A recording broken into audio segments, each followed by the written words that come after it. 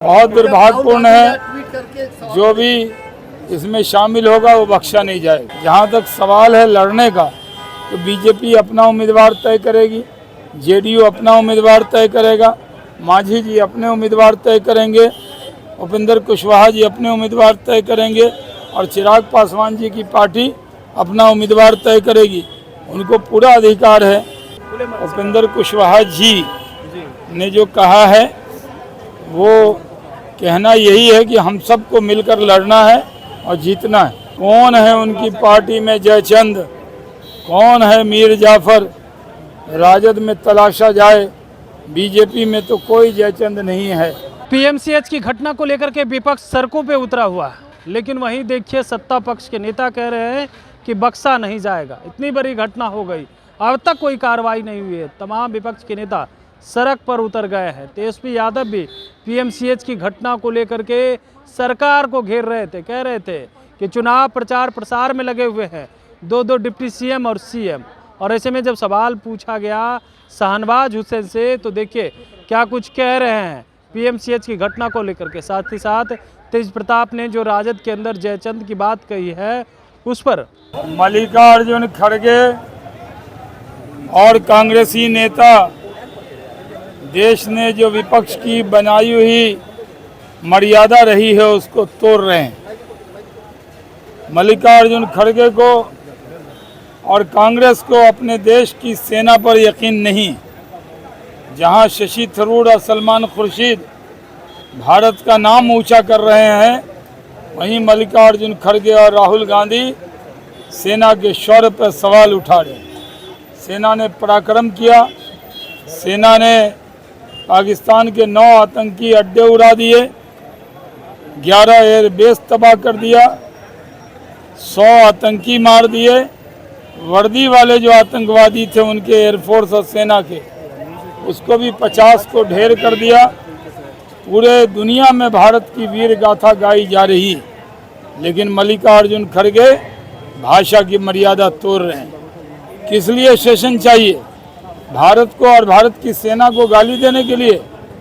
जो बातें बतानी थी वो डायरेक्टर जनरल मिलिट्री ऑपरेशन ने बता दिया है, उसको सबको स्वीकार करना चाहिए। विशेष सत्र की मांग जो है वो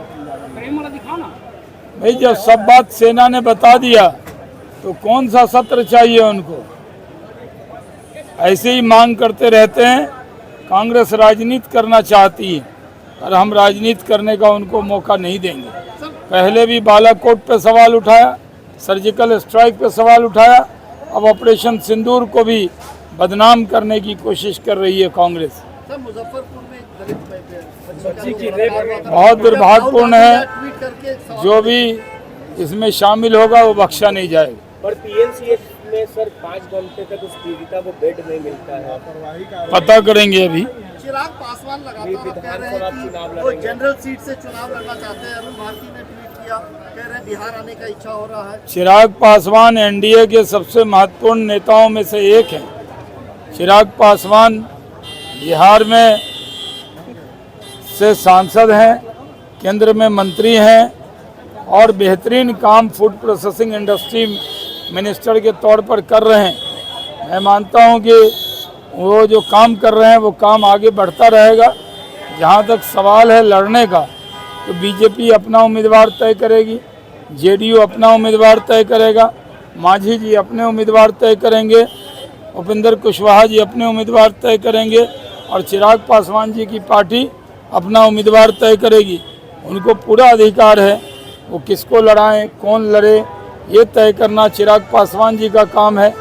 और हम सब नीतीश कुमार जी के नेतृत्व में एनडीए चुनाव लड़ेगा, जीतेगा और सरकार बनाएगा। उपेंद्र कुशवाहा का नाम लिया। उपेंद्र ने कहा है कि देखिए अगर हम डूबे तो इस बार एनडीए भी डूबेगी, जिस नाव पे हम सवार हैं वो भी डूब जाएगी। उपेंद्र कुशवाहा ने खुद खुले मन से उपेंद्र कुशवाहा जी ने जो कहा है वो कहना यही है कि हम सबको मिलकर लड़ना है और जीतना है। सर तेज प्रताप यादव जयचंद की बात कर रहे हैं पार्टी में।